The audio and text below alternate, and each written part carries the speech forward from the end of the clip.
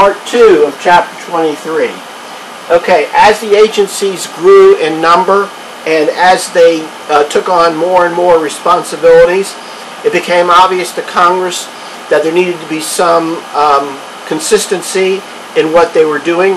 So Congress passed a law called the Administrative Procedure Act, and that act sets forth basic rules for the agencies where the agencies have not been supplied their own rules through separate congressional action. States have done the same, so Georgia has its own Administrative Procedure Act. So anytime you're looking at the procedures for an agency, always consult the Administrative Procedure Act to see what it says about a particular process. Also, the APA says that courts have the authority to set aside any actions that the court determines are arbitrary, capricious, and an abuse of discretion, or otherwise not in accordance with law. So under this arbitrary and capricious standard, parties can challenge the regulations as contrary to law or as so irrational that they are arbitrary and capricious. There's no precise definition, but the standards that are considered include that the agency failed to provide a rational explanation for its decision, changed its prior policy without justification, considered legally inappropriate factors, entirely failed to consider a relevant factor, or rendered a decision plainly contrary to the evidence. So what does fair notice mean? The APA includes many requirements concerning the notice that a regulatory agency must give those affected by the regulations. So for example, when an agency passes new regulations, they have to give notice to the public of their intent to pass those regulations. That notice is posted in the Federal Register, which is a publication of the federal government. People actually look at the Federal Register to see what regulations may be affecting their industry.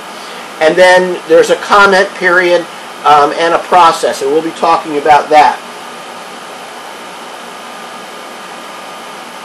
Okay, so again, the agency has to follow notice procedures, and that involves the three powers of the agency in rulemaking, enforcement, and adjudication, which make up the administrative process.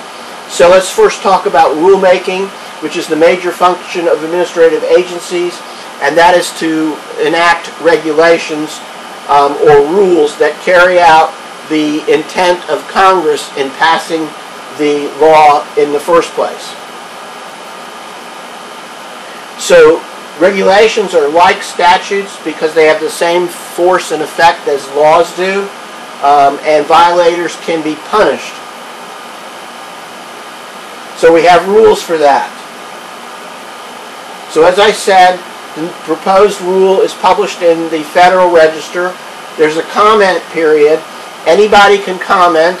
The agency has to consider the comments, but it does not have to react to the comments. However, if it does make a change based upon the comments or based upon anything else, it has to republish the notice and allow the public another opportunity to comment. And then the final rule is adopted by the agency and published in the Federal Register, and ultimately is found in the Code of Federal Regulations. Fortunately for us, the Code of Federal Regulations today is not only in book form, but also can be found on the internet, which makes it a lot easier on the internet to find the particular regulations you're looking for because you have the search ability on the internet. In the old federal regulations, it was very hard to work with unless you had a treatise or a statute that told you exactly where to go. It was sometimes difficult to find those regulations. In Georgia, the Secretary of State is responsible for compiling the regulations, and each agency is also supposed to post their regulations on their web page.